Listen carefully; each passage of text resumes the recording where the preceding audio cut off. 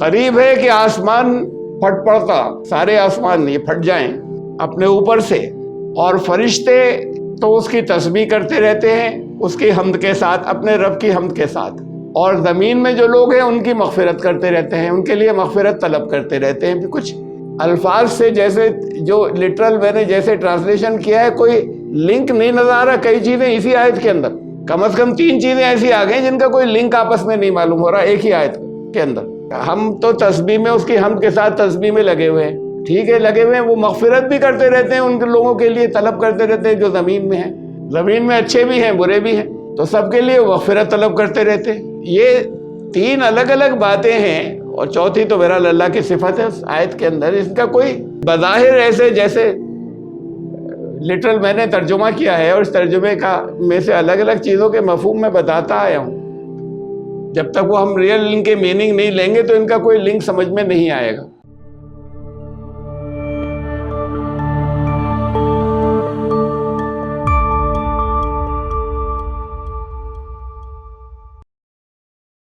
Subscribe the channel and press the bell icon to get an update.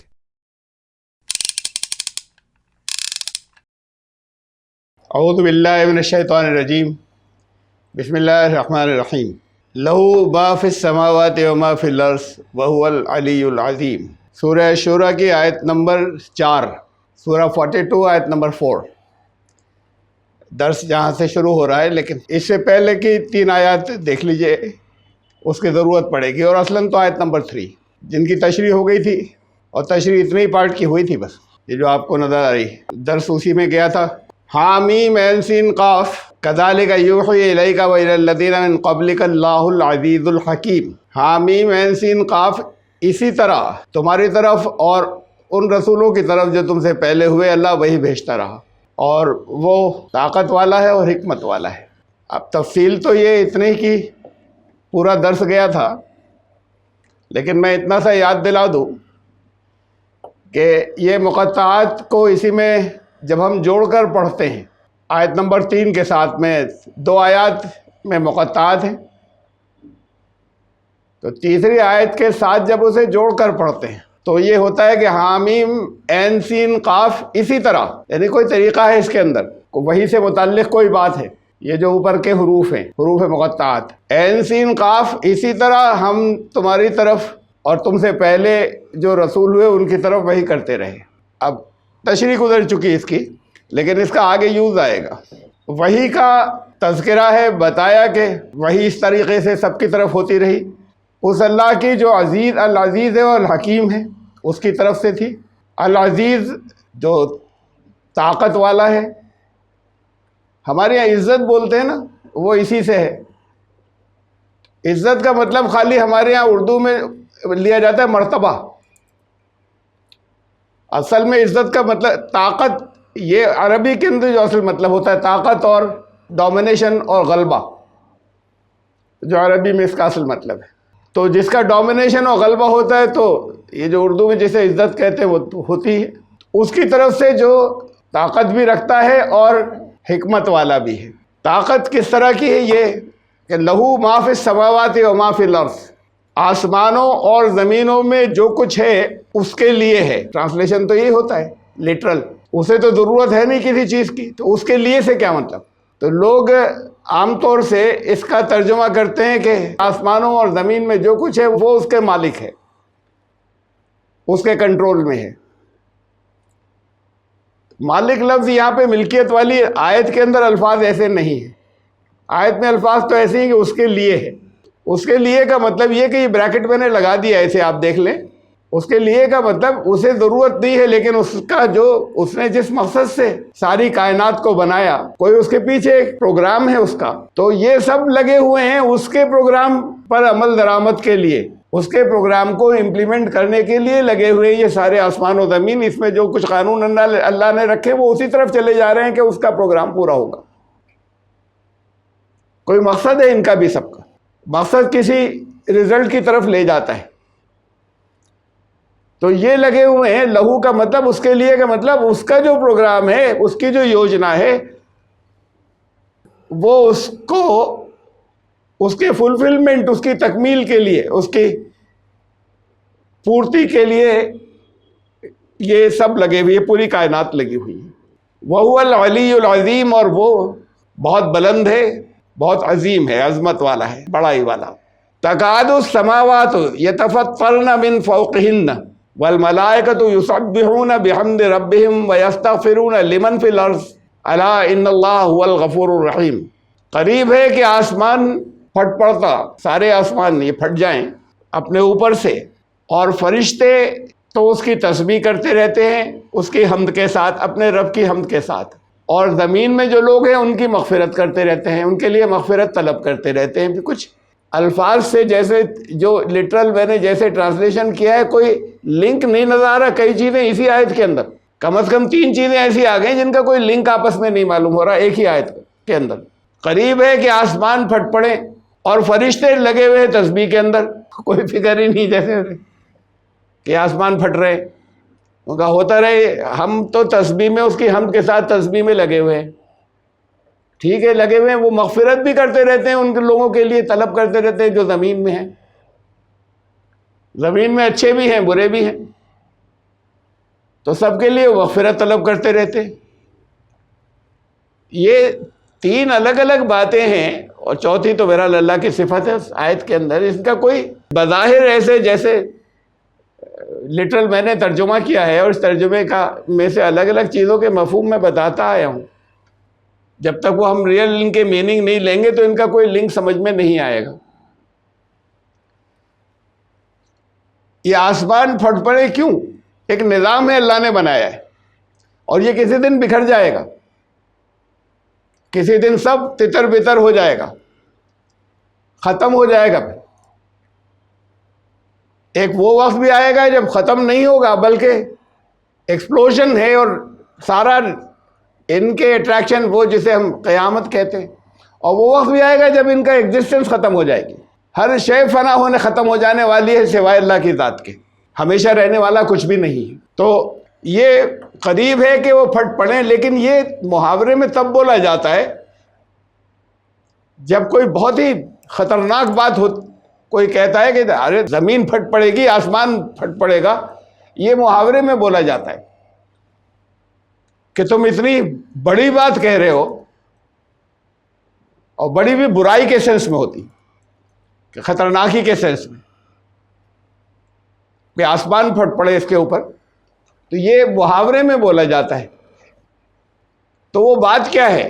دیکھیے ایک جگہ اور ہے قرآن میں، تکاد السماوات، قریب ہے کہ تمام آسمان یہ یتفطرن پھٹ پڑے منہ اس سے، وتنشق الارض، یہاں زمین کا بھی ہے، پہاڑوں کا بھی ذکر ہے، زمین شق ہو جائے، وتخر الجبال ہدا، اور پہاڑ ٹکڑے ٹکڑے ہو جائیں۔ کیوں؟ ان دعوا للرحمن ولدا، یہ خدا کے بیٹے کی بات کرتے ہیں۔ تو یہ دیکھا، یہ جو شرک ہے، اور وہ شرک بھی اس درجے کا ہے کہ اللہ کی ذات کے اندر اس کے بیٹے کی بات کرتے ہیں۔ یہ اتنی قیامت خیز بات ہے کہ قریب ہے کہ یہ آسمان پھٹ پڑے، زمین شق ہو جائے، اور پہاڑ ٹکڑے ٹکڑے ہو جائیں۔ ابھی تو میں نے آپ کو بتایا یہ محاورے میں بولا جاتا ہے کہ اتنی خطرناک، اتنی بڑی بات کہہ رہے ہیں، لیکن میننگ فلنس بھی ہے اس کے اندر۔ محاوروں کے اندر ہوتی ہے میننگ فلنس، سارے محاوروں میں ہوتی ہے، جتنے محاورے ہیں اس کا کوئی لنک ہوتا ہے۔ پھر محاورے سے جو مطلب نکلتا ہے، بلی کے بھاگو چھینکا ٹوٹا، چھینکا تو پتہ نہیں ہو گیا، آج کی نسل کو پتہ نہیں ہے چھینکا کیا ہوتا ہے۔ پہلے ہمارے بچپن میں ٹانگ دیتے تھے، دودھ رکھ کے، وہ رسی کا بنا ہوا ہوتا تھا، مونج کا، وہ فریج تو ہوتے نہیں تھے، دیواروں پہ کیل لگا کے اس کے اندر ٹانگ دیتے تھے، اس میں دودھ کی پتیلیاں اور بھگونے جو ہے وہ رکھ دیتے تھے کہ بلی آ کے منہ نہیں ڈال دے۔ کھلا رکھنا ہوتا تھا، فریج نہیں ہوتے تھے، اور دودھ پہلے کے پھٹتے نہیں تھے بنا فریج کے، اب تو وہ 2 گھنٹے میں پھٹ جاتے ہیں۔ کچھ اس میں چینج ہو گیا، اس کے کوئی کیمیکل چینج ہے، تو پہلے نہیں پھٹتے تھے۔ آیا پکا کر رکھ دیا تو پھر دودھ پھٹنے کا کوئی سوال نہیں، بس اسے اونچائی پہ رکھنا ہوتا تھا کہ بلی نہیں پی جائے، آنکھیں کھول کر رکھنا ہے، کوئی فریج نہیں ہے، تو وہ اونچائی پہ وہ ٹانگ دیتے تھے، وہ رسیاں بندھی ہوتی تھی اس کے اندر، وہ ٹانگنے کا بنا ہوتا تھا، اس میں ٹانگ دیتے تھے، اسے چھینکا کہتے تھے۔ تو محاورہ ہے وہ بلی کے بھاگوں چھینکا ٹوٹا، چھینکا ٹوٹ گیا، بلی کی قسمت تھی، ویسے دودھ نہیں ملتا اسے. تو میننگ تو ہیں. اب یہ چپکایا جاتا ہے یا کہا جاتا ہے کہ اس کے بس کی تو تھی نہیں، قسمت سے اس کا ایسے کام ہو گیا. تو میننگ فلنس ہوتی ہے، کسی چیز سے لنک ہوتا ہے. ایڈیم جو ہوتا ہے یہ محاورہ ہے، اس کے پیچھے، محاورے کے پیچھے بھی کچھ معنی کی گہرائی ہوتی ہے، اس سے لنک کیا جاتا ہے اصل بات کو جس کے لیے محاورہ بولا گیا ہے، جسے سمجھانے کے لیے. قریب ہے کہ یہ آسمان پھٹ پڑے، زمین شق ہو جائے، پہاڑ ٹکڑے ٹکڑے ہو جائے، یہ خدا کے بیٹا ہونے کی بات کرتے ہیں. ساری کائنات کا مالک وہ ہے اور اکیلا مالک ہے، یہ ہے توحید.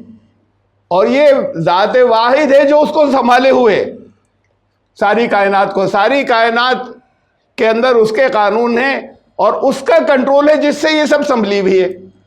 تو بہت ہیوج، بڑا عظیم سسٹم ہے جسے دماغ اور تصور میں بھی کسی سائنٹسٹ کے نہیں آتا، کہاں اس کی کیا اینڈ ہے اور کیا کیا اس کے لنک ہے. تو یہ سائنٹسٹ کے بھی دماغ اور اس کے اندر امیجنیشنز میں نہیں آتا. اس سب کو وہ قائم رکھے ہوئے، ان کے اندر اس کے کچھ اپنے قانون ہیں اس اکیلے کا. جب اس کے ساتھ شرک کیا جاتا ہے، دوسروں کو بنا لیتے ہیں، تو وہ وحدت ختم ہو گئی طاقت کی، ختم تو کبھی نہیں ہوگی. لیکن یہ جو عقیدہ ہے یہ تو سب کی دھجیاں اڑا دے گا. یہ ایک خدا اگر نہیں رہے گا اور توحید نہیں رہے گی تو یہ سب کی دھجیاں اڑ جائیں گی. ساری کائنات جو ہے اس کے کنٹرول میں. اس لیے یہ محاورہ ایسے بولا جاتا ہے.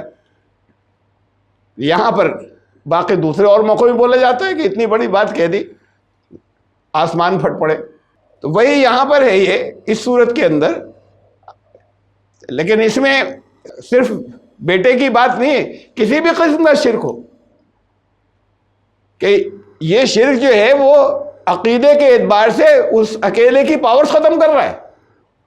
اور اگر پاورز ختم ہو جائے تو یہ تو سب کچھ ختم ہو جائے گا، سارا نظام ختم ہو جائے گا اس کی اگر پاورز نہیں ہو تو یہ شرک اتنی بڑی بات ہے. یہاں صرف جیسے میں نے پچھلی آیت میں دکھایا تھا کہ کس بات پر کہا گیا، یہاں وہ چھپی ہوئی ہے، لیکن آگے سے پہلے اس کا لنک آگے آئے گی، وہ شرک کی بات کہ یہ اس پر کہا گیا ہے. لوگ جو ہیں وہ اس کے ساجی، اس کے شریک جو ہیں وہ بناتے ہیں، جبکہ وہ قریب ہے کہ اگر وہ اس اکیلے کی قوت نہیں ہوتی اور اس کی پاور نہیں ہوتی تو یہ سب بکھر جاتا. یہ ہوتا ہی نہیں یہ سارا نظام. یہ تو اگلی آیت میں آئے گا. یہاں پر یہ قریب ہے کہ یہ آسمان سارے پھٹ پڑیں اپنے اوپر سے. والملائکۃ یسبحون بحمد ربہم. لنک اس کا پہلے سمجھیے پھر اس کا مطلب سمجھیے اگلے حصے کا. یہ اس لیے نہیں پھٹ رہے کہ فرشتے تسبیح میں لگے ہوئے ہیں اپنے حمد کے ساتھ اپنے رب کی. جب ایک ترتیب کے ساتھ میں جو جملہ ہے، ایک بات کہی گئی اس کے بعد پھر جو دوسری کہی گئی، اس کے اندر لنک تو صرف یہی ممکن ہے کہ یہ پھٹ پڑتے ہیں لیکن ملائکہ لگے ہوئے ہیں. تو یہ کہیں نہیں کہا کہ وہ لگے ہوئے اس کو پکڑ کر کہ گرنے نہیں پائے. وہ کر کے آ رہے ہیں اسے پھٹ پڑنے سے روکنے کے لیے، وہ اپنے رب کی حمد کے ساتھ تسبیح کر رہے ہیں. تو یہ حمد کے ساتھ تسبیح سے اس بات کا کیا، یعنی کیا وہ ہے کہ حمد کے ساتھ تسبیح کرنے سے یہ سارا نظام جو ہے یہ پھٹے گا نہیں. اسے کوئی بہت ہی ایسا جو دنیا کے رولر ہوتے ہیں، کوئی چاپلوسی پسند، کہ چاپلوسی میں کچھ لوگ لگے ہوئے ہیں تو وہ کنٹرول میں ہے، ورنہ وہ کچھ تہس نہس کر دیتا جا کر. تو یہ فرشتے ایسے لگے ہوئے اس لیے. یہ حصہ یہ انداز بہت جگہ پر آیا ہے، یسبحون بحمد ربہم. اور اسے میں سمجھاتا رہا ہوں. تسبیح کا ایک مطلب ہے سبح، تیزی، بہت تیزی کے ساتھ میں ڈیوٹی پر لگے رہنا، بہت مستعدی کے ساتھ میں. کل فی فلک یسبحون. یہ سارے اور پلانٹس جتنے ہیں اپنے اپنے آربٹس میں یسبحون، اسی جسے سے تسبیح بنا ہے سبح، گردش میں اپنے اپنے آربٹ کے اندر لگے ہوئے ہیں، اپنی ڈیوٹی بجا لا رہے ہیں بڑی مستعدی کے ساتھ میں، بڑی تیزی کے ساتھ میں. کچھ پڑھ نہیں رہے، کوئی مالا نہیں جپ رہے جیسے فزیکل یہاں پر ہوتی. سبح للہ ما فی السماوات و ما فی الارض. سب آسمان و زمین تسبیح میں لگے ہوئے ہیں. جو ڈیوٹی ان کے اندر ان کے لیے رکھ دی گئی ہے بڑی تیزی مستعدی کے ساتھ میں اسی میں لگے ہوئے ہیں.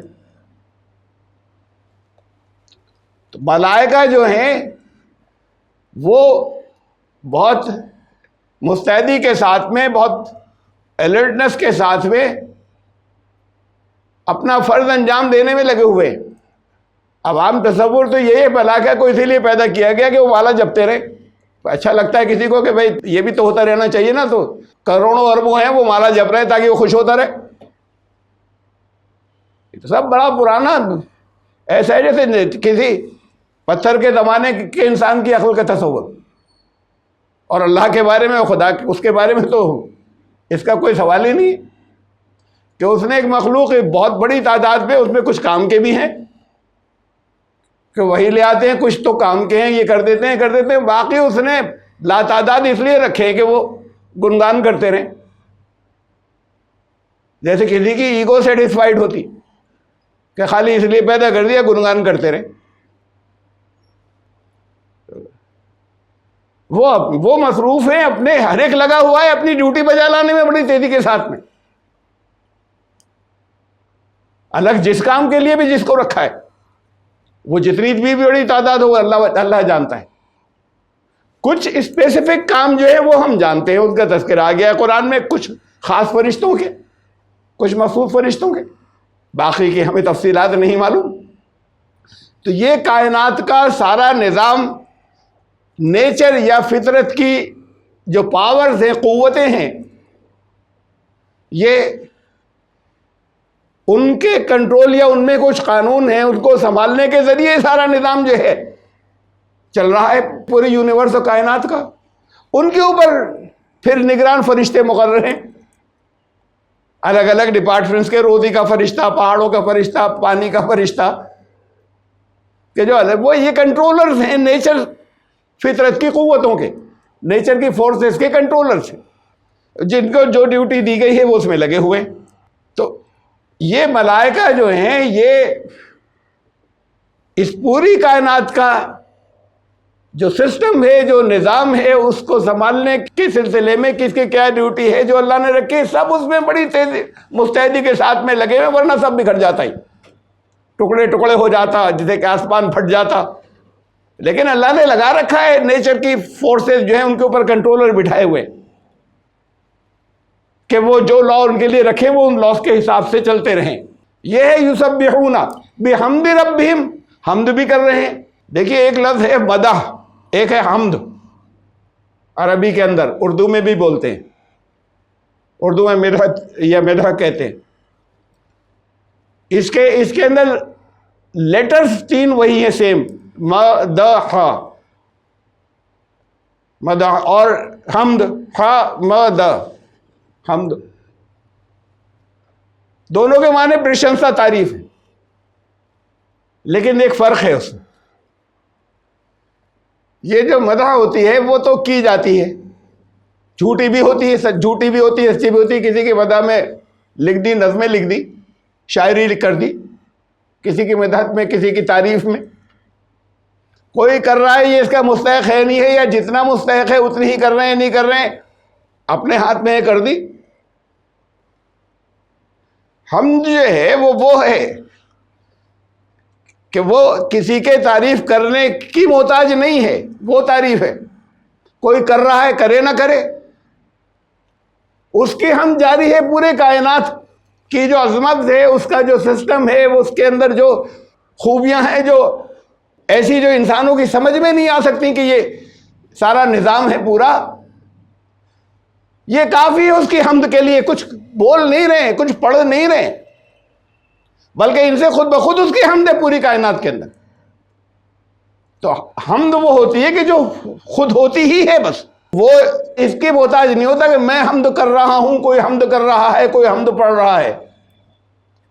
تو اس کی حمد جاری ہے ساری کائنات کے اندر، اس کی صفات کے ذریعے اور اس کے کنٹرول کے ذریعے، اس کے جو ونڈرز ہیں جو بکھرے ہوئے ہیں، اس نے جو پھیلائے ہوئے چاروں طرف، اس کے ذریعے ہم تو پوری کائنات میں جاری ہے اس کی۔ کوئی اسے زبان سے کہے یا نہیں کہے، کوئی انسانوں میں سے کوئی، تو وہ حمد کسی کی محتاج نہیں ہوتی، مدح جو ہے وہ کی جاتی ہے۔ بحمد ربہم، اپنے رب کی حمد کے ساتھ، تو یہ جو کچھ فرشتے کہہ رہے ہیں اس سے ان کے رب کی حمد ہو رہی ہے، اس سے ان کے رب کی عظمت اور بڑائی ثابت ہو رہی ہے جس ڈیوٹی پہ فرشتے لگے ہوئے ہیں۔ اس کائنات کی ایکسپینس، وسعتیں اور اس کے ونڈرز، اس کے عجوبے جو انسان کی عقل سے باہر ہیں، یہ سب بکھر جاتا ہے، یہ سب پہاڑ یہ ٹکڑے ٹکڑے ہو جاتے، یہ سب پھٹ پڑتا۔ لیکن بات یہ ہے کہ انہی نیچر کی فورسز جن کے کچھ کنٹرولرز بھی ہیں، وہ ڈیوٹی اپنی بجا لانے میں بڑی مستعدی کے ساتھ میں، بڑی الرٹنس کے ساتھ میں لگے ہوئے ہیں، اور اس سے ان کے رب کی حمد جو ہے وہ جاری ہے۔ دا پریز آف دیئر لارڈ، یہ خود بخود جاری ہے۔ اس وجہ سے، ان کی وجہ سے یہ جو کچھ بھی، اور یہ ہے اصلاً اسی کا پھیلا ہوا نظام، یہ تو کارندے ہیں، ورکرز۔ یہ ہے اس کا مطلب، ورنہ کوئی لنک ہی نہیں ہے ٹکڑوں میں، اگر ہم اصل مفہوم نہیں سمجھے تو، کہ آسمان پھٹ پڑتا لیکن فرشتے کچھ جو ہیں وہ بالائے لیے بیٹھے، اس لیے نہیں پھٹ رہا ہے، تسبیح پڑھ رہے ہیں وہ، اس لیے رکا ہوا ہے۔ تو یہ ہے یسبحون بحمد ربہم کا مطلب۔ اور کیوں پھٹ پڑتا یہ آئے گا اگلی آیت میں ہے، وَيَسْتَغْفِرُونَ لِمَنْ فِي الْأَرْضِ، مغفرت طلب کر رہے ہیں ان لوگوں کے لیے فرشتے، اور کیا کر رہے ہیں؟ جو زمین میں ہیں ان کے لیے مغفرت طلب کر رہے ہیں۔ بتایا نا آپ کو، مغفرت کا اصل مطلب ہے کور کر دینا، ڈھک دینا۔ یہ ڈھکنا کیا چیز ہوتی ہے؟ نہیں، اس لیے ڈھک دیا غلطیوں کو، ان کے ریزلٹس جو ہے وہ نقصان نہیں پہنچائیں۔ معافی تو وہ ہوتی ہے کہ نقصان آتا سامنے، معاف کر، چلو نہیں تمہیں برا انجام دیتے۔ مغفرت یہ ہے کہ فائل کے پیجز ہی بند کر دیے، اس کا حساب ہی نہیں، بند کر دیا، ڈھک دیا۔ تو مغفرت ڈھانکنے کو کہتے ہیں۔ ڈھانکنے سے کیا ہوا؟ حفاظت ہوئی، پروٹیکشن ہو گیا۔ ایک کچھ کمیاں تھیں، پروٹیکشن مل گیا۔ کمی یہ تھی کہ ڈر تھا، سسپٹیبلٹی تھی، کوئی گولی نہیں مار دے، وہ پہن لیا، آرمر پہن لیا، زرہ پہن لی، پروٹیکشن مل گیا۔ یہ جو زرہ پہن لینا ہے یہ مغفرت ہے، کیا پروٹیکشن مل گیا، حفاظت۔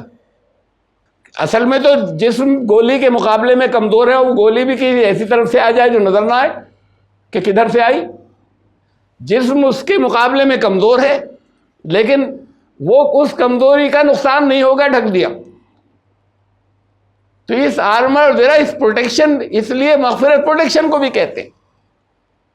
Protection against faults, against errors, against harms, نقصانات کے خلاف حفاظت، مانے حفاظت، مغفرت۔ وَيَسْتَغْفِرُونَ لِمَنْ فِي الْأَرْضِ، زمین میں جو ہیں ان کے لیے انہوں نے حفاظت کا سامان کر رکھا ہے۔ اس کائنات کو جو اللہ کے کام میں مستعدی سے لگے ہوئے ہیں، جس سے اس کی حمد ہو رہی ہے، ورنہ یہ سب تباہ ہو جاتا۔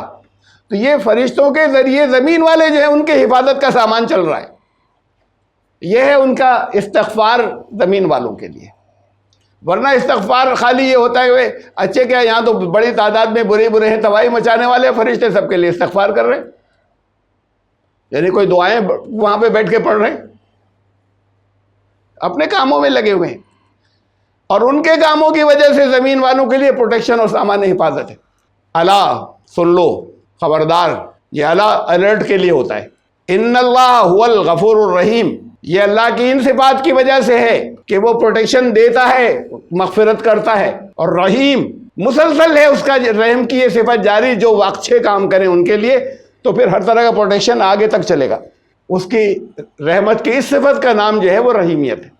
تو سن لو کہ وہ غفور بھی ہے اور رحیم بھی ہے۔ والذین اتخذوا، دیکھیے یہ لنک آ گیا اس سے، یہ آسمان کیوں پھٹ پڑتے جو کہا ہے کہ قریب ہے پھٹ پڑتے۔ والذین اتخذوا من دونہ اولیاء اللہ حفیظ علیہم، اور جن لوگوں نے اس سے اللہ سے ہٹ کر اپنے کچھ دوسرے کارساز بنا رکھے ہیں، بگڑی بنانے والے بنا رکھے ہیں، گارجین فرینڈز بنا رکھے ہیں۔ ولی میں دوستی کا مفہوم آتا ہے، لیکن دوستی ایسی جو ذرا دوسرا کوئی گارجین شپ بھی ہو، یعنی اونچے درجے کا ہو، جو دوست ایسا جس کا مرتبہ اوپر ہو، اس میں بھی پروٹیکشن آتا ہے، حفاظت بھی کر سکے، کام بھی نکال سکے۔ ایک ہے دوستی لیکن ہے ہی نہیں بھائی ہمارے ہاتھ میں کیا ہے، ورنہ تو ہم تو جان بھی دے دیتے۔ ایک یہ کہ اس کے ہاتھ میں سب کچھ ہے، گارجین فرینڈ، سرپرست دوست، ولی۔ والذین اتخذوا من دونہ اولیاء، انہیں چھوڑ کر جنہوں نے دوسرے اولیاء بنا لیے ہیں اللہ سے ہٹ کر کہ وہ بگڑی بنائیں گے، وہ کارساز ہیں۔ اولیاء اللہ حفیظ علیہم، اللہ کی نظر میں ہیں وہ لوگ، اللہ سے بچ کر نہیں گئے کہ سب اللہ کی نظر میں ایسے لوگ۔ یہ ہے وہ ریزن جس کو بتایا کہ یہ سنبھالے ہوئے تو وہ ہے، یہ دوسروں کو اگر سچ مچ ایسا ہوتا ہے جن کو انہوں نے بنا رکھا ہے تو یہ سب کچھ تباہ ہو جاتا، یہ آسمان پھٹ پڑتے۔ جن کو یہ سمجھ رہے ہیں کارساز اگر ان کے ہاتھ میں ہوتا تو ان کے ہاتھ میں کچھ نہیں ہے، اور جو لوگ یہ سمجھ رہے ہیں وہ اللہ خوب ان کے حفیظ علیہم، ان کے اوپر نگرانی کر رہا ہے، اللہ کے خوب علم ہے اور اللہ کی نگرانی ان کے اوپر ہے، اس سے بچ کر نہیں جا سکتے۔ وما انت علیہم بوکیل، تمہاری ذمہ داری نہیں ہے، تمہاری ذمہ داری اپنی ذمہ داری سے ایسے لوگوں سے تم بری، تم سے حساب نہیں لیا جائے گا ان کا، اللہ کی نگرانی میں ہے، اللہ سمجھ لے گا ایسے تمام لوگوں کو۔ وَكَذَلِكَ أَوْحَيْنَا إِلَيْكَ قُرْآنًا عَرَبِيًّا لِتُنذِرَ أُمَّ الْقُرَىٰ وَمَنْ حَوْلَهَا۔ دیکھیے وہ کذالک پھر آ گیا، اور اسی طرح یہ کذالک اس کے لیے آتا ہے کہ کچھ بتایا ہے پہلے، ان دا سیم مینر، ایسے ہی اسی طریقے سے وہ کذالک پھر آ گیا بغیر یہ سمجھے ہوئے اس سے پہلے کہ کس طریقے سے۔ اوحینا الیک قرآن عربیا، ہم نے عربی قرآن تمہاری طرف وحی کر دیا۔ اس کا لنک ہے یہ آیت نمبر 3 سے، یہ گزری تھی نا، کذالک اس میں بھی تھا نا ایسے، اور وہ اس کا لنک تو تھا انسن قاف سے، وہ تو یعنی ہم بحث نہیں کر رہے، اس پر بات نہیں کر رہے۔ ایسے وہ جو وحی کی بات تھی، کذالک یوں ایسے کرتا ہے وہ وحی، تو پھر یہ کہا کہ اور ایسے ہی وہ جو وحی کی بات چل رہی تھی، مضمون شروع سے اس کا چل رہا تھا کہ اللہ اپنے رسولوں کی طرف وحی کرتا ہے، تمہاری طرف وحی بھیجتا ہے، وَكَذَلِكَ ایسے ہی ہم نے تمہاری طرف عربی قرآن کو وحی کیا۔ تو اس کا لنک وہاں سے ہے، درمیان میں تو جسے کہا جاتا ہے قرآن میں بہت ہے، یہ بٹوین دی لائنز کہتے ہیں کہ لنک اوپر سے ہے لیکن بیچ میں کچھ ایکسپلین، کسی اور چیز کو ایکسپلین کرنے کے لیے کچھ ڈیٹیل آ گئی، پھر وہیں آ گئے اسی سبجیکٹ کے اوپر واپس۔ اور اسی طرح ہم نے تمہاری طرف یہ وحی کی قرآن کی عربی کے اندر، لِتُنذِرَ أُمَّ الْقُرَىٰ وَمَنْ حَوْلَهَا، تاکہ تم جو بستیوں، مرکزی بستی سے کیندری بستی جو ہے، سینٹرل ٹاؤن، سینٹرل ہیبیٹیٹ، تاکہ تم وہاں کے لوگوں کو وارننگ دے دو غلط کاموں کے برے نتائج کی، اور اس کے آس پاس کی، اس کے چاروں طرف جو اور بستیاں ہیں چھوٹی موٹی اور ہیں یا لوگ اور رہتے ہیں ان کو بھی۔ اس میں بھی اشارہ ہے، اور میں آپ کو بتاتا رہا ہوں رسولوں کی، کم از کم انبیاء کی بھی زندگیوں کی جو تفصیلات قرآن میں، اس سے ہمیں معلوم ہوتا ہے کہ سینٹرل پلیس پر بھیجے جاتے تھے، مرکز پہ بھیجے جاتے تھے رسولوں کو، رسول بھیجے جاتے تھے اس لیے کہ ان کا کام دعوت ہے، مرکز سے چاروں طرف پھیلتی ہے، کسی تحصیل سے نہیں پھیلتی، گاؤں سے نہیں پھیلتی، اس لیے کہ مرکز کی طرف اپنے کاموں کے لیے لوگ آتے ہیں، کہیں بزنس کے لیے آتے ہیں، کہیں کسی آفس سے کام کرانے کے لیے آتے ہیں، کسی اور بڑے سے کسی سے ملنے کے لیے آتے ہیں سینٹر پر، پھر لوٹ جاتے ہیں واپس کسی ولیج میں، کسی قصبے کے اندر، یہاں سے باری باری شہر کے سارے لوگ نہیں جاتے۔ جتنے علاقے کی طرف بھیجا جاتا تھا کوئی رسول، اس سارے علاقے کا جو سینٹرل پلیس ہوتا تھا، جو امپورٹنٹ پلیس ہوتا تھا، جہاں لوگوں کو آنا ہی پڑتا تھا، خود آتے تھے اور جاتے تھے اپنی ضرورتوں سے، وہاں رسول بھیجے جاتے تھے۔ کسی دور دراز علاقے میں، جیسے یہاں ہوتا ہے بھائی کسی گاؤں کے رہنے والے ہیں، دور کے رہنے والے ہیں، بہت محنت سے ایک گاؤں کا لڑکا پڑھ لکھ گیا اور پھر اچھی جگہ گیا، اس کو اسکالرشپ ملی، اونچی جگہ گیا اور پھر بہت اونچی پوزیشن پر آ گیا، وہاں سے نکل کر آیا تھا، بہت ترقی کی۔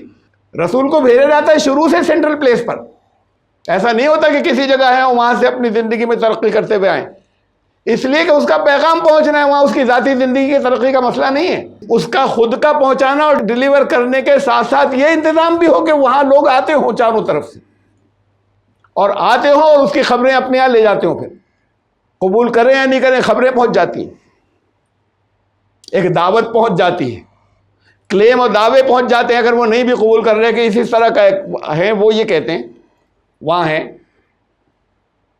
شہر میں ہے، وہاں سینٹر پر قرآن کو وحی کیا عربی کے اندر، اس کی وجہ بتا دی ہے قرآن نے جگہ جگہ، وما ارسلنا من رسول الا بلسان قومی، رسول کو اسی قوم کی زبان کے اندر پیغام دے کر بھیجا جاتا ہے، لیبین لہم، تاکہ وہ اس کو سمجھا سکے، واضح کر کے لوگوں کی سمجھ میں آئے، ورنہ کہیں گے سمجھ میں نہیں آ رہا، اس سے پہلے بھی آ چکا ہے وہ کہ اگر ہم اس کو عجمی بنا کر نازل کر دیتے تو لوگ کہتے کہ یہ کیا ہے، اب تو ہماری کچھ بھی سمجھ میں نہیں آ رہا.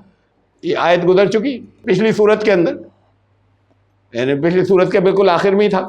یہ اس کی تفصیل گزر چکی قرآن کے اندر جگہ جگہ کہ عربی کیوں، اور پھر بہت سی اور حکمتیں عربی زبان کے اندر قرآن آنے کی.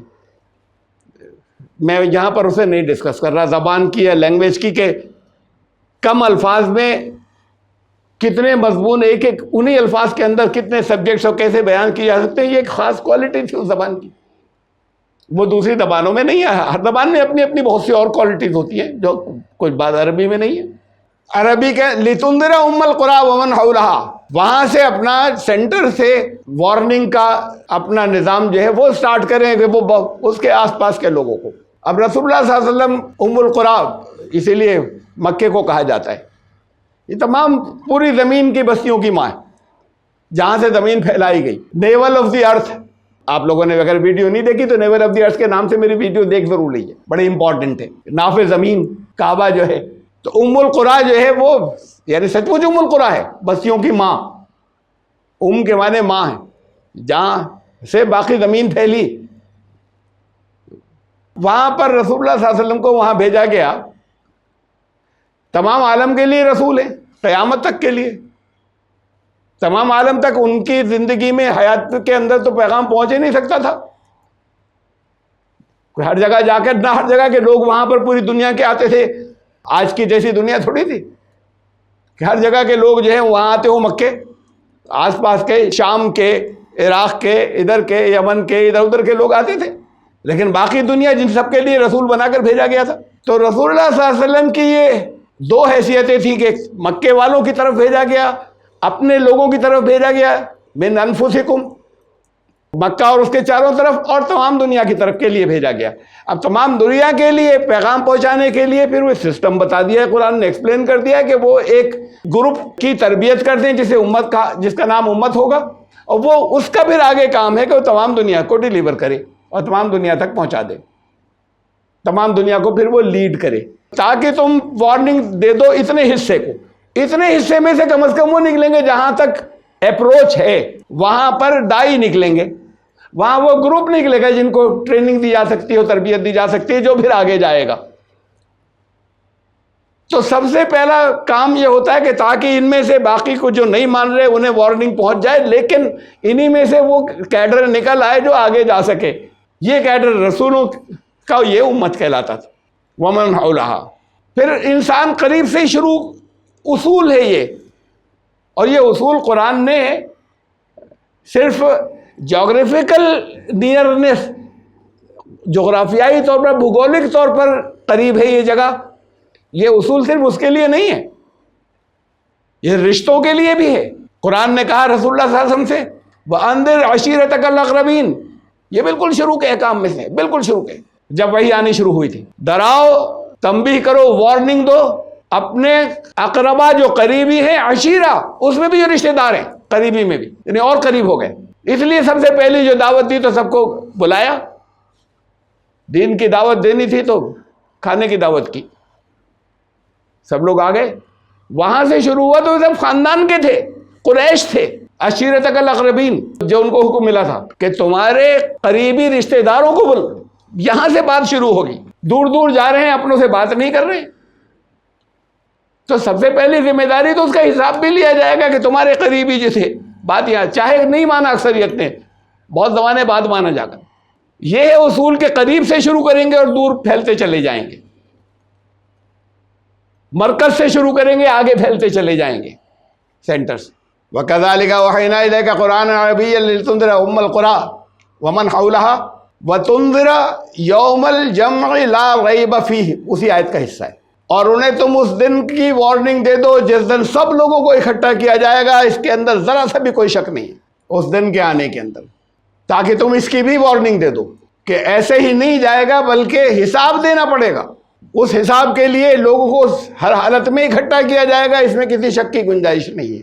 یہ یوم الجمع یہاں بھی آتے رہیں گے، دنیا میں بھی کبھی کبھی گیپس کے ساتھ میں، اور سب سے آخری اور کنکلوسیو جتنے لوگ یہاں دنیا میں پیدا کیے گئے ان سب کے لیے آئے گا اس دنیا کے بعد، لیکن یہاں دنیا میں بھی یوم الجمع آتے رہیں گے۔ قرآن نے جنگ اس کو کہا، دو فوجیں جہاں اکٹھا ہو گئی سب سے پہلی مرتبہ جنگ بدر کے موقع پہ، یوم التقى الجمعان، جمع ہونے کا، اور جمع ہونے کے بعد مل کے دو پارٹیوں کے ایک دوسرے کو آمنا سامنا فیس کرنے والے دو گروہ اکٹھے جمع ہو گئے ایک جگہ۔ تو جنگ بدر کے دن کو یہ نام دیا قرآن نے۔ تو اس دنیا کے اندر آتے رہتے ہیں یوم الجمع، کہ جب قوموں کا حساب ہوگا اور اس میں پھر یہ سب سازشیں کرنے والے اور غلط کنٹرول کرنے والے اور یہ سب فنا تباہ ہو جائیں گے، لوگوں کی ان کے ذریعے ہو جائیں گے، لوگوں کے ذریعے ہو جائیں گے، عوام کے ذریعے ہو جائیں گے، اللہ کے قانون کے ذریعے ہو جائیں گے۔ فریق فی الجنت و فریق فی السعیر، اس دنیا کے بعد بھی اس دنیا میں بھی ایک گروہ جنت میں ہوگا، یہ ہوئی دنیا کی جنت۔ اس کے بعد آزمائشوں سے گزرنے کے بعد جو وہ دن آئیں گے جمع ہونے کے یعنی حساب کے، تو اس کے بعد کچھ لوگوں کے لیے پھر جنت کی زندگی شروع ہوگی، جنت کی زندگی جس کے اندر خوشیاں خوشیاں ہوں گی، جس کے اندر ٹینشنز نہیں ہوں گے، پریشانیاں نہیں ہوں گی، اس لیے کہ ہر چیز صحیح نظام سے چل رہی ہوگی۔ وہ فریق فی السعیر، اور کچھ آگ میں ہوں گے، بھڑکتی آگ میں۔ تو یہ بھڑکتی آگ وہ بھی ہے جو جہنم اس دنیا کے بعد ہے، اور بھڑکتی آگ اس دنیا کے لیے بھی ہے۔ دماغ بھڑک رہا ہے، پھر آخر میں کیا گیا، سوسائڈ کر لی، یا پاگل ہو گئے، دوسروں کو مارنا شروع کر دیا، پاگل ہو کر مارنا شروع کر دیا، کوئی دشمنی بھی نہیں تھی۔ فریق فی الجنت و فریق فی السعیر، یہ دنیا میں بھی ایک گروہ وہ ہے جو جنت میں ہوگا، ایک گروہ جو ہے وہ بھڑکتی آگ میں ہوگا۔ اپنے اعمال کے نتیجے میں جب لوگوں کو جمع کیا جائے گا اور حساب جو ہے وہ ہوگا، اس دن سے بھی ڈراؤ، اس دن کے لیے بھی متنبہ کرو، وارننگ دو، چیتاونی دو۔ وَلَوْ شَاءَ اللَّهُ لَجَعَلَهُمْ أُمَّةً وَاحِدَةً وَلَٰكِن يُدْخِلُ مَن يَشَاءُ فِي رَحْمَتِهِ وَالظَّالِمُونَ مَا لَهُم مِّن وَلِيٍّ وَلَا نَصِيرٍ۔ یہ کئی جگہ اللہ نے فرمایا، کہیں انہی الفاظ میں بھی کہا ہے، کئی آیتوں کے اندر قرآن میں جگہ جگہ، اور اس سے مختلف الفاظ میں بھی کہا ہے۔ اگر اللہ چاہتا تو ان سب کو ایک ہی امت بنا دیتا، یہ بار بار یاد دلایا ہے۔ تمہارا رب چاہتا تو تم سب کو ایمان والا بنا کے پیدا کر دیتا، تو پھر وہ ایک ہی امت ہوتی، لیکن اس کا منشا یہ نہیں تھا۔ یہ تو حیوانوں کے لیے ہے، جانوروں کے لیے ہے، بے جان چیزوں کے لیے ہے، کہ اس نے جو قانون رکھ دیا وہ اس کے حساب سے چلے جا رہے ہیں۔ جانوروں کے اندر انسٹنکٹس رکھ دی، وہ ان انسٹنکٹس کے حساب سے چل رہے ہیں، اس سے ڈیفرنٹ نہیں جا سکتے۔ یہ فری ول جو جن کو دی ہے، جن کو فری ول دی ہے، ان کو یہ فری ول کا مطلب آزادی دی، اختیار اور ارادے کی۔ یہ آزادی جب دی گئی ہے تو آزادی دینے کے بعد، آزادی دے کر اس نے آزمانا چاہا کہ اگر ہم فری ول دینے کے بعد یہ کیا کرتے ہیں، تو وہ ہیں یہاں یہ انسان ہے۔ کہا کہ چاہتا تو ایک امت بنا دیتا، نہیں تو کنٹرول کر دیتا۔ اس کا مطلب ایک امت کیسے بناتا؟ فری ول نہیں دیتا، تو پھر ضرورت بھی نہیں تھی اس کی، ان کی طرح باقی جاندار بے جان دوسرے اور جتنے ان کی طرح ہوتا، پھر نیڈ ہی نہیں تھی۔ یہ اللہ کی مشیت یہ نہیں تھی، بلکہ وہ آزمانا چاہتا تھا کہ پھر اس کے بعد جو چاہتا ہے، جو خود چاہتا ہے، اسے وہ اپنی رحمت میں بھی داخل کرے۔ جو چاہتا ہے پھر اسے نظام معلوم ہے، اس کے پاس ہدایت آ گئی ہے، وہ اس کے مطابق چلتا ہے کہ اللہ کی رحمت میں داخل ہو۔ گرمی بے پناہ ہے، لائٹ بھی چلی گئی، اور بے پناہ گرمی ہے، اور کمرے کے اندر سفوکیشن بہت ہے، باہر بڑی پیاری ٹھنڈی ہوا چل رہی ہے۔ ارے باہر نکلو گے تبھی تو اس کا لطف لے سکو گے، اس تکلیف سے ہٹو گے، نکلو گے نہیں تو کیسے آ جائے گی یہاں پہ؟ پھر باہر جانا پڑے گا نا، اس میں جانا پڑے گا خود۔ یہ ہے رحمت کے اندر، جو چاہتا ہے وہ جو نہیں چاہے تو یہیں رہ جائے، جو چاہے گا اس رحمت میں داخل ہو جائے گا، اس کے لیے کچھ کرنا پڑے گا۔ تو وَلَٰكِن يُدْخِلُ مَن يَشَاءُ فِي رَحْمَتِهِ، اب عام طور سے تو ترجمہ اس کا لوگ یہی کرتے ہیں، جس کو وہ چاہتا ہے اپنی رحمت میں کر لیتا ہے داخل۔ تو فری ول تو ختم ہو گئی۔ یہی تو ابھی کہا تھا کہ فری ول ختم کر دیتے تو سب ایک امت ہوتے، ابھی یہی اسی میں کہا، لیکن یہ نہیں تھی اللہ کی منشا۔ چوائس دینی تھی تو چوائس ختم ہو گئی، پھر یہ تو کنٹرڈکٹ ہو گئے آپس میں، اسی آیت کے اندر ہی کنٹرڈکشن ہو جائے گا۔ آپ جسے چاہیں گے ہم اپنی رحمت میں لے جائیں گے۔ تاکہ من یشاء کا مطلب جو خود چاہے، وہ چاہتا ہے تو پھر اس کے حساب سے کرے، وہ عمل بھی کرے، تو پھر اس کی رحمت کے اندر پھر وہ اس کو وہ لے آئے۔ یہ مشیت تھی اس کی، یہ چوائس دینے کے بعد، اختیار اور ارادے کی آزادی دینے کے بعد اس کی مشیت یہ تھی۔ اس لیے سب کو ایک امت اس نے نہیں بنایا، یعنی بائی فورس ان کے اوپر پابندیاں جو وہ نہیں لگائیں کہ بھائی اس کو تو یہی کرنا ہے اور یہی ماننا ہے سب کو۔ وَالظَّالِمُونَ مَا لَهُم مِّن وَلِيٍّ وَلَا نَصِيرٍ، اور وہ لوگ جو اپنے مقام سے ہٹ جائیں، ظلم کا یہ مطلب ہوتا ہے نا، بہت دفعہ بتایا میں نے عربی میں ظلم کا مطلب، اور وہ جو اپنے اسٹیٹس سے گر جائیں، اپنے مرتبے سے گرا لیں خود اپنے آپ کو، اپنی ذمہ داریوں سے ہٹ جائیں، اپنی جگہ چھوڑ دیں، یہ سب ظلم ہے۔ والظالمون، اور ظالم، ما لہم من ولی ولا نصیر، کوئی کچھ نہیں کر سکے گا ان کا۔ انہیں کہا اللہ بھی نہیں بچا سکتا، یعنی نہیں بچا سکتا مطلب نہیں بچائے گا، اس نے تو قانون بنا دیا ہے نا، ارے بچانے کے لیے تمہیں ہدایت دے دی، کیسے بچو گے؟ تو پھر ان کا کوئی گارجین فرینڈ نہیں ہوگا، اور کہیں باہر سے بھی مدد نہیں آئے گی، کہیں سے مدد نہیں آئے گی، کوئی ولی نہیں، کوئی نصیر نہیں، اس لیے کہ وہ انہوں نے اپنی جگہ چھوڑ دی، اپنا اسٹیٹس چھوڑ دیا، اپنا مقام جنہوں نے چھوڑ دیا، ان کا گارجین کوئی نہیں ہو سکتا، ان کی بگڑی کوئی نہیں بنا سکتا، وہ تو پھر تباہی میں جائیں گے۔ یہ بتا دیا، یہ سارا نظام تو اپنے ہاتھوں میں ہے تمہارے، اور اللہ کی مشیت یہ ہے کہ آ جاؤ میری رحمت میں، اس کی جو ول ہے وہ یہ کہ میری رحمت میں داخل ہو، یہ طریقہ ہے بتا دیا، تو اب جو چاہے اس کی رحمت میں داخل ہو جائے، اور جو اپنے مقام سے ہٹ جائے گا اس کا کوئی ولی کام نہیں آئے گا، کوئی ولی ہوگا ہی نہیں، کوئی سفارشی نہیں ہوگا، کوئی نصرت کرنے والا نہیں ہوگا۔ ام اتخذوا من دونہ اولیاء، یا انہوں نے اس سے ہٹ کر بنا رکھے ہیں اولیاء، فاللہ هو الولی، پھر سن لیں، یہ آ چکی لیکن اور امفیسس کے لیے پھر دوبارہ آ رہی بات، هو الولی، صرف وہی ہے، اس کے علاوہ نہیں ہے کوئی جو بگڑی بنا دے، جس کے ہاتھ میں کنٹرول ہو۔ هو الولی، وہی ہے ولی، وہو یحیی الموتى، وہ مردوں کو زندہ کرتا ہے۔ کیا مطلب ہے یہاں مردوں کو زندہ کرنے کا؟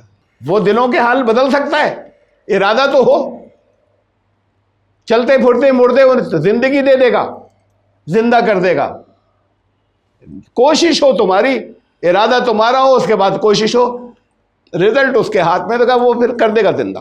آپ کے پاس جو چوائس ہے وہ بس اتنی ہے کہ نیت کریں یہ کرنا ہے، اور اس کے لیے کوشش کریں، کرنا ہاتھ میں نہیں ہے دنیا کے کسی کام کا کہ کر لیں گے، چاہے جتنے سمجھ میں آ رہا ہو کہ اس کے ذریعے اسباب آپ کے پاس ہیں، چاہے جتنی دولت ہو لے کر جا رہے ہیں، کب کچھ لینا ہے ابھی لینا ضروری ہے اسی وقت، تو جیب کٹ گئی، دکان بند ملی، جیسا وہ اب تو کارڈ ہوتے ہیں نا، کیش کی کیا ضرورت ہے،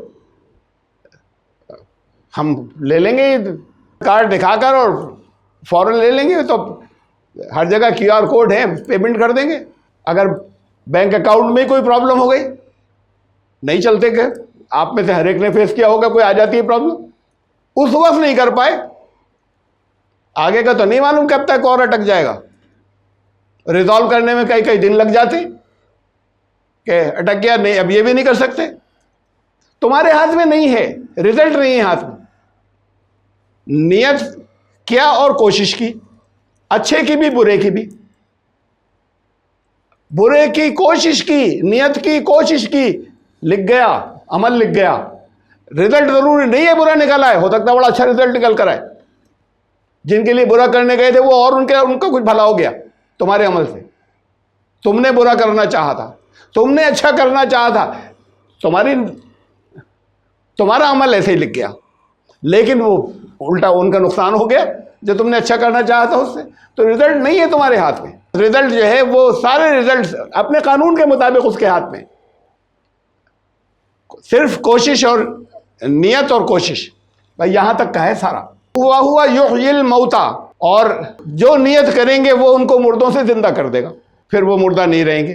وَهُوَ عَلَى كُلِّ شَيْءٍ قَدِيرٌ، اس لیے کہ وہ ہر بات پر قادر ہے، ہر چیز کی قدرت رکھتا ہے۔ اس کا جو مفہوم آپ کی سمجھ میں آتا ہے وہ ٹھیک ہے اپنی جگہ اس جملے کا، لیکن میں کئی بار بتا چکا ہوں، قدیر قدر سے، قدر کا مطلب ہے ایسٹیمیٹ، سارے ایسٹیمیٹس اس کے کنٹرول میں ہیں، پوری کائنات کے، تمہارے اعمال کے بھی، اس سے آتی ہے قدرت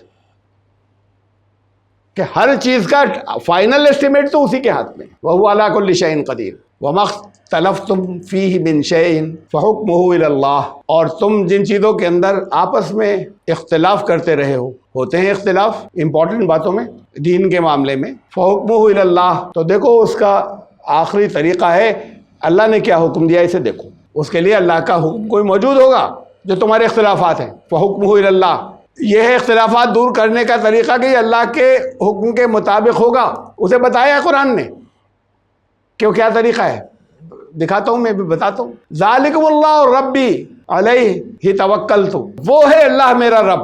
وہ بیان ہوتی چلی آ رہی ہے نا پوری کائنات اور اس کا کنٹرول. اور تمہارے لیے تمہیں چاہتا تو امت بنا دیتا، لیکن تمہارے یہ اونچے سٹیٹس کی بات ہے کہ تمہارے ہاتھ پاؤں کی چینز نہیں ہے، تمہیں اختیار دیا ہے. اور پھر وہ لوگ اس اونچے مقام پر نہیں پہنچیں گے جہاں اس پر صحیح عمل کرنے والے پہنچیں گے. وہ جنہیں اختیار نہیں دیا گیا وہ نہیں پہنچیں گے، جن مخلوقات کو. یہ ساری چیزیں اس کا جو کنٹرول کا کہ ذالک، وہ ایسا ہے اللہ تمہارا رب جو ہے. علیہ توکلت، میں نے تو اسی کے اوپر توکل کر لیا. توکلت کا مطلب میں نے اسے اپنا وکیل بنا لیا. وکیل کہتے ہیں بگڑی بنانے والے کو، کارساز کو یہی تو کرتے ہیں وکیل صاحب. جا کے کارساز ہوتے ہیں، کام بناتے ہیں، آپ کی وکالت کرتے ہیں. تو کیا میں نے تو اللہ کو وکیل بنا لیا؟ ایسے تھوڑی بن جاتا ہے کوئی. آپ نے کہا میں نے تو ان کو، کوئی سب سے بڑا وکیل ہوا انڈیا کا، میں نے تو ان کو وکیل بنا لیا. ابھی تمہارے یہاں بیٹھ کے وکیل بنانے تو تھوڑی ہو جائیں گے تمہارے. ان کا اگر وہ چاہیں گے تو ان کے وکالت نامہ پہلے سائن ہوگا. جس دن وکالت نامہ سائن ہو جائے گا اس دن تمہارے وکیل ہو جائیں گے. اور وکالت نامہ سائن ہوتے ہی تو ریکوائرمنٹ بتائیں گے، یہ سب چیزیں تمہیں کرنی ہے، ورنہ وکیل تمہارا کچھ نہیں کرے گا. وہ فوراً تفصیل بتا دے گا تمہیں کیا کیا کرنا ہے. تو میں نے تو اللہ کو وکیل بنا لیا، وکالت نامہ سائن کیا. توکل کا یہ مطلب ہے میں نے وکالت نامے پہ سائن کر دیے. کس نے کیے؟ اور پھر وہ جو بتایا گیا، ریکوائرمنٹ بتائی گئی کہ کیا کیا کرنا ہے، اس کے بعد وہ بھی کیا. ورنہ وکیل جو ہے کوئی کام نہیں کرے گا تمہارا. علیہ توکلت، تو میں نے اس پر توکل کیا. وإلیہ انیب، اور اسی کی طرف میں رجوع کرتا ہوں. دیکھیے یہ آرڈر کیا ہے، یہ فحکمہ الی اللہ، اللہ کا حکم تمہیں ملے گا. یہ طریقہ کیا ہے اس کا؟ قرآن نے بتایا تھا. یہ سورہ نساء کی آیت ہے، آیت 59، سورہ نمبر 4 آیت نمبر 59. فَإِن تَنَازَعْتُمْ فِي شَيْءٍ فَرُدُّوهُ إِلَى اللَّهِ وَالرَّسُولِ. جب ہو جائے کسی معاملے میں تنازع، کسی بھی معاملے کے اندر ڈسپیوٹ ہو جائے، فَرُدُّوهُ إِلَى اللَّهِ وَالرَّسُولِ. ڈسپیوٹ ہو گیا کہ وہ سورہ فاتحہ امام صاحب کے پیچھے پڑھنی ہے. کچھ کہہ رہے ہیں کہ اگر پڑھ لی نا نماز ہی نہیں ہوگی. تم نے بھی پڑھ لی تو تمہیں تو چپ رہنا ہے.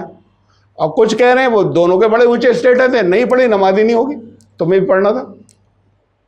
یہ ہو گیا تنازع، ڈسپیوٹ.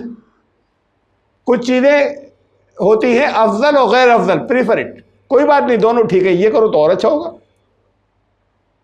کچھ چیزیں ایسی ہوتی ہیں کہ اگر تم نے، آدھے کہہ رہے ہیں کہ نماز ہی نہیں ہوگی اگر نہیں پڑھی تھی امام صاحب کے پیچھے سورہ فاتحہ، تم نے نہیں پڑھی تمہاری نماز نہیں ہوئی. اور کچھ یہ کہہ رہے ہیں کہ اگر تمہیں تو چپ رہنا تھا، اگر تم نے پڑھ لی تو نماز گئی تمہاری. تو اب یہ بیسک ڈسپیوٹ ہے، اس میں افضل اور غیر افضل کا سوال نہیں ہے. ایک کے نزدیک ان کی نماز نہیں ہوئی، ان کے نزدیک ان کی نہیں ہوئی. تو دنیا میں آدھے لوگوں کی تو نہیں ہو رہی، اب کون سے ہیں پتہ نہیں. اس لیے معلوم ہونا چاہیے کہ ہو رہی ہے یا نہیں ہو رہی. تو اب یہ اس پہ نہیں چلے گا کہ میں تو اپنی امام صاحب کی مانوں گا. ہو سکتا ہے تمہارے امام صاحب نے غلط کہا ہو. انسان تھے، کوششیں کی تھی، ان کو تو اس کا اجر ملے گا کوشش کرنے کا. لیکن یہ تم سے نہیں کہا تھا کہ تم ایک امام صاحب اپنا بنا کر زندگی میں ہر چیز ان سے کہو. یہ بات کہ لوگوں کی گڑی ہوئی باتیں، یہ فرقہ بندیاں ہیں، یہ دین کے خلاف ہے. خالی اتنا نہیں کہا نہیں تھا، یہ دین کے خلاف ہے. یہ فرقہ بندیاں جو ہیں، یہ کہا ہی نہیں گیا تم سے اللہ اور رسول کی بات کہی گئی تھی، اس کے بعد کسی کی کہی نہیں تھی. اگر کہا بھی تھا، کہیں نام لیا تھا اولو الامر کے نام سے، تو کہا جیسے ہی کوئی ڈسپیوٹ ہو جائے ان میں اولو الامر میں تو انہیں چھوڑ دینا. اب دیکھو قرآن و سنت میں کیا ہے، ڈھونڈو. جب اللہ نے کہا ڈھونڈو تو ملے گا، یہ بھی ایشورنس ہے. یہ ساتھ میں اور وعدہ کر لیا والذین جاہدوا فینا، کوشش کرنی ہوگی ہمارے معاملے میں. جہاد جسے کہتے ہیں، لگاتار کوشش کرنی ہوگی. لنہدینہم، لازماً ہم راستہ دے دیں گے، ہم راہ دکھا دیں گے اپنے راستے کی طرف. سبلنا، کوشش کرو گے ملے گا راستہ. چاہے کسی کے تھرو مل جائے، ایسے راستے اللہ نکالے گا، مل جائے گا. لیکن طلب تو ہو. حضرت عیسیٰ نے کہا کہ اس میں بائبل میں ہے کہ نوک کرو گے تو دروازہ کھلے گا. اب پہلے کوئی موبائل تو ہوتے نہیں تھے، کنڈی کھٹکھٹاتے تھے. نوک کرو گے تو کھلے گا، نوک نہیں کرو گے تو کہاں سے کھلے گا؟ تو تمہارے لیے کھولا جائے گا، تو نوک تو کرنا پڑے گا نا۔ یہ کہا کہ اللہ اور رسول کی طرف اس کو ریفر کرنا اگر تنازع ہو جائے، اگر ڈسپیوٹ ہو جائے۔ ان کنتم، یہ اس کا تعلق ایمان سے ہے، یہ ایسی نہیں بات۔ ایک بات تو قرآن کہہ رہا ہے، دوسرا قرآن ان لفظوں کے ساتھ کہہ رہا ہے، ایمان جاتا رہے گا یہ نہیں کیا تو۔ اگر تم اللہ اور اعمال کے انجام میں یقین رکھتے ہو، ان کو تم تؤمنون باللہ والیوم الآخر، تو تمہیں یہی کرنا ہوگا۔ ذالک خیر، اسی میں بھلائی ہے، واحسن تاویلا، یہی بیٹر انٹرپریٹیشن ہے، یہی صحیح مطلب ہے۔ اتنی دور تک جا کر اس کو کہا ہے کہ یہ اگر نہیں کیا تو کیا کیا ہو، ایمان چلا جائے گا، غلط نتیجے پہ پہنچ جاؤ گے۔ اللہ اور یوم آخر پر ایمان نہیں مانا جائے گا اگر یہ نہیں کیا تم نے تو قرآن ان الفاظ میں کہہ رہا ہے، میں اپنی طرف سے تھوڑی کر رہا ہوں، یہ آپ آیت آپ کے سامنے۔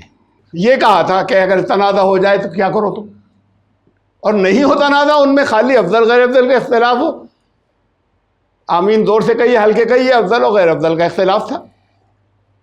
بعض کے نزدیک اس میں وہ زیادہ بہتر ہے، بعض کے نزدیک زیادہ بہتر ہے، جیسے دل چاہے کر لو، تمہاری مرضی۔ آیت نمبر 10 ہی آیات ہو سکی، اس میں میں سمجھ نہیں رہا تھا اتنی تشریح کرنی پڑ جائے گی۔ وہ شروع میں جو فرشتے حمد کر رہے ہیں اس جگہ پر وقت بہت نکلا، لیکن 10 آیات ہوئی۔ انشاءاللہ زندگی رہی تو آیت نمبر 11 سے پھر شروع کریں گے اگلی مرتبہ۔ سبحان اللہ۔